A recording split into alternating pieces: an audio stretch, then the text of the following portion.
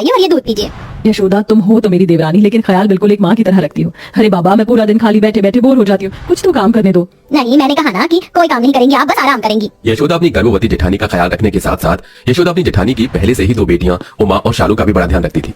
जैसे जैसे समय गुजरता है वैसे वैसे अनुराधा की डिलीवरी का समय करीब आ रहा होता है और आज अनुराधा को 8वां महीना लग जाता है। ये देखिए भाभी, आज मैंने आपके मनपसंद कढ़ी चावल बनाए हैं। अरे वाह, कढ़ी चावल! पता है कब से मेरा कढ़ी चावल खाने का मन कर रहा था। थैंक यू यशोदा, आज तो मैं जी भरकर कढ़ी चावल खाऊंगी। इतना कहकर अनुराधा जैसे ही कढ़ी चावल खाने लगती है कि तभी उसके पेट में अचानक दर्द होने लगता है। मेरा पेट! यशोदा, मेरे पेट में बहुत दर्द हो रहा है, लगता है मेरी डिलीवरी का टाइम आ चुका है।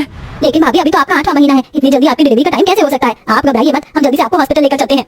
अनुराधा का पति वरुण जल्दी से गाड़ी निकालता है और सभी लोग अनुराधा को अस्पताल लेकर जाते हैं। देखिए, इनके पेट में बच्चा घूम चुका है, हमें जल्द से जल्द इनका ऑपरेशन करना होगा, लेकिन इस ऑपरेशन में माँ या बच्चों में से किसी एक की जान को खतरा हो सकता है। डॉक्टर साहब, मैं आपके सामने हाथ जोड़ता हूँ, मेरे बच्चे और मेरी पत्नी दोनों को बचा लीजिए। अस्पताल के सभी सीनियर्स डॉक्टर मिलकर अनुराधा का सी सेक्शन करते हैं। इस ऑपरेशन में अनुराधा अपनी तीसरी बेटी को जन्म देती है। अनुराधा की बेटी तो सही सलामत होती है, लेकिन अनुराधा की हालत अब धीरे धीरे खराब होने लगती है। डॉक्टर की लाख कोशिशों के बाद भी वो अनुराधा को नहीं बचा पाई। अरे, मेरी अनुराधा मुझे छोड़कर नहीं जा सकती। भगवान, तूने क्यों मेरी अनुराधा को मुझसे छीन लिया? मेरा ना सही, कम से कम मेरी बेटियों का तो सोचता। इस नन्ही सी बच्ची का अब क्या होगा? कौन इसे माँ का प्यार देगा? रिश्ते में भले अनुराधा मेरी भाभी थी, लेकिन मैंने हमेशा उन्हें अपनी बड़ी बहन ही माना था। अब उनके जैसे प्यार तो मैं इन बच्चों को नहीं दे सकती, लेकिन मैं इन्हें कभी इनकी माँ की कमी महसूस नहीं होने दूंगी।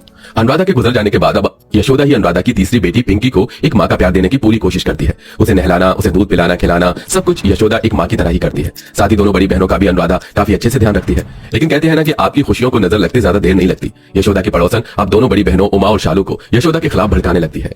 अरे उमा, शालू बेटा, अभी तो तुम दोनों नादान हो। शुरू में तुम्हारी चाची तो तुम्हें माँ का प्यार दे रही है, लेकिन देखना, यही चाची एक दिन तुम्हारी सौतेली चाची बनेगी और तुम दोनों और तुम्हारी छोटी बहन को नौकरानी बनाकर रख देगी।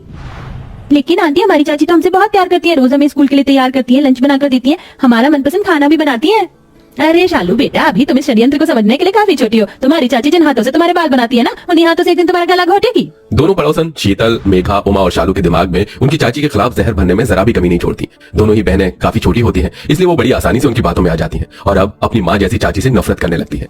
अरे उमा, शीतल, तुम दोनों ने कल की ये गंदी यूनिफॉर्म क्यों पहनी है? तुम्हारी दूसरी यूनिफॉर्म मैंने निकालकर प्रेस करके तुम्हारी बेड पर रखी थी। आपको हमारे लिए ये सब करने की कोई जरूरत नहीं है। आप हमारी माँ नहीं चाची हो, तो चाची बनकर रहो, हम अपना काम खुद कर सकते हैं। इतना कहकर उमा और शालू दोनों उस गंदी यूनिफॉर्म को पहनकर स्कूल के लिए निकल जाती हैं। उन दोनों का ऐसा बर्ताव देख यशोदा को काफी हैरानी होती है। ऐसे ही एक दिन, अरे वाह, आज नाश्ते में उपमा बना है। और सिर्फ उपमा ही नहीं, तुम दोनों की मनपसंद पनीर के पराठे भी बनाए हैं। ये लो। कितनी बार कहा है आपसे कि हमारे लिए ये सब करने की कोई जरूरत नहीं है आपको? क्यों हमारी माँ बनने की कोशिश कर रही हैं? शालू, ये क्या तमीज है अपनी चाची से बात करने की? अपने पिता की बात सुन शालू उमा टेबल पर रखा सारा नाश्ता फेंक कर चली जाती है। यशोदा ये सब समझ नहीं पा रही थी कि क्यों उमा शालू उसके साथ ऐसा व्यवहार कर रही हैं। भले ही दोनों बड़ी बहनें पड़ोसियों के बहकावे में आकर अपनी चाची के साथ इतना बुरा सलूक कर रही थी, लेकिन वहीं सबसे छोटी बहन पिंकी अपनी चाची को ही अपनी माँ मानती है। धीरे धीरे समय गुजरता है और अब जहाँ गोद में खेलने वाली पिंकी 7 साल की हो जाती है, वहीं दोनों बहनें भी 16-18 साल की हो जाती है। ये दोनों लड़कियां भी ना रूम को कितना गंदा करती हैं, एक चीज भी अपनी जगह पर नहीं है। यशोदा जल्दी से उमा और शालू का बिखरा हुआ सारा कमरा साफ करके वहां से चली जाती है। जैसे ही दोनों बहनें इंस्टीट्यूट से वापस घर आती हैं, तो देखती हैं कि उनका कमरा बिल्कुल साफ है, जिसे देख उमा चिल्लाते हुए अपनी चाची को बुलाती है। चाची, चाची, इधर आओ। उमा के चिल्लाने की आवाज को सुनकर यशोदा उनके कमरे में आती है। हमारा कमरा आपने साफ किया? हाँ शालू, तुम दोनों का कमरा काफी ज्यादा गंदा हो रहा था, इसलिए मैंने सब कुछ साफ कर दिया। किसने कहा था आपको हमारा कमरा साफ करने को? ये ममता का दिखावा हमारे सामने करने की कोई जरूरत नहीं है। शालू उमा की चिल्लाने की आवाज सुन पिंकी भी उनके कमरे में आ जाती है। दीदी, आप माँ पर क्यों चिल्ला रही हो? मम्मी पर ऐसे चिल्लाना नहीं चाहिए। पिंकी, ये हमारी माँ नहीं चाची है, इन्हें चाची रहने दो, अपनी माँ मत बनाओ। इतना कहकर उमा और शालू वहाँ से चली जाती हैं। आखिरकार मेरा कसूर क्या है? उमा शालू क्यों मेरे साथ ऐसा बर्ताव करती है? मैंने इन्हें हमेशा अपनी बेटियां माना, इन्हें माँ का प्यार देने की पूरी कोशिश करी, तो क्यों मेरे साथ ऐसा होता है? यशोदा उमा शालू की हर एक छोटी से बड़ी चीज का काफी ध्यान रखती है। यशोदा एक माँ से बढ़कर ही उनके लिए सब कुछ कर रही थी, लेकिन इतना करने के बावजूद भी शालू उमा यशोदा की बिल्कुल भी मदद नहीं करती। ऐसे ही समय गुजरता है और एक दिन, मेरा हाथ। दीदी, आपके हाथ से तो बहुत खून निकल रहा है, मैं अभी माँ को बुला कर लाती हूँ। पिंकी भागते यशोदा के पास जाती है और उसे उमा के हाथ कटने के बारे में बताती है, जिसे सुन यशोदा जल्दी से दवाई लेकर उमा के पास आती है। अरे उमा, तुम्हारे हाथ से तो बहुत खून निकल रहा है, आखिरकार तुम चाची के साथ कर क्या रही थी? लाओ जल्दी से अपना हाथ दो। यशोदा जैसे उमा के हाथ पर दवाई लगाने लगती है, उमा गुस्से में यशोदा से अपना हाथ झटकते हुए कहती है, एक बात क्यों मुझे बार बार समझानी पड़ती है? आप प्लीज हम दोनों बहनों का पीछा छोड़ दो। एक बहन को तो आपने अपने वश में कर ही लिया है, पिंकी तो भी छोटी है, इसलिए आपकी चालबाजी समझ नहीं पा रही है, लेकिन जब वो बड़ी होगी ना, तो आपके अंदर के जहर को अच्छे से जान जाएगी। इतनी कड़वी बातें तो कोई माँ भी बर्दाश्त नहीं करती, जितना एक चाची होकर यशोदा कर रही थी।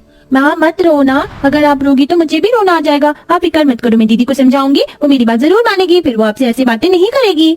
नन्ही सी पिंकी की बात सुन यशोदा उसे रोते हुए गले से लगा लेती है और अब ऐसे ही वक्त गुजरने लगता है। गलत संगति में रहने की वजह से शालू उमा ने काफी बिगड़े हुए दोस्त बनाए थे, जिनमें से कुछ दोस्त अब शालू को ड्रिंक की आदत भी लगा देते हैं। देर रात शालू नशे की हालत में घर लौटती है, जिसे देख यशोदा, बदतमीजी की भी हद होती है, इतनी कम उम्र में अब तुमने शराब पीना भी शुरू कर दिया है। अरे आप क्यों मुझे मेरी माँ की तरह डांट रहे हो? अगर इतना ही माँ बनने का शौक है तो खुद क्यों नहीं बच्चे पैदा कर लेती? जबरदस्ती की ममता हम पर थोपने की कोई जरूरत नहीं है। यशोदा शालू को काफी समझाती है, लेकिन शालू अपनी हरकतों से बाज नहीं आती। इतनी कम उम्र में शराब पीने की वजह से शालू की दोनों किडनी फेल हो जाती हैं, जिसके चलते शालू हॉस्पिटल में भर्ती होती है।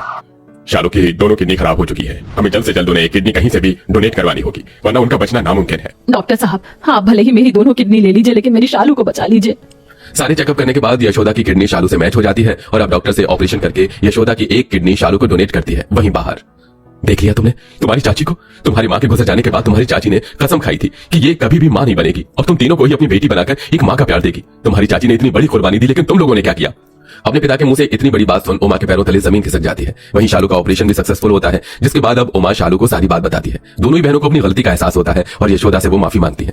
चाची, हमें माफ कर दीजिए, हम नहीं जानते थे कि आपने हमारे लिए इतनी बड़ी कुर्बानी दी है। आप हमें माँ का प्यार देती रही और हम आपके साथ सौतेलापन करते रहे। हम तो आपकी माफी के लायक भी नहीं है। सही कहा तुमने, मैं तुम दोनों को माफ नहीं करूंगी, लेकिन अगर तुम दोनों मुझे आज के बाद चाची की बजाय माँ कहोगी तो मैं इस बारे में सोच सकती हूँ। यशोदा की बात सुन दोनों बहनें जाकर अपनी चाची के गले लग जाती हैं, जिसे देख पिंकी, अरे आप लोग तो मुझे भूल ही गए, लगता है अब मुझे यहाँ से जाना होगा।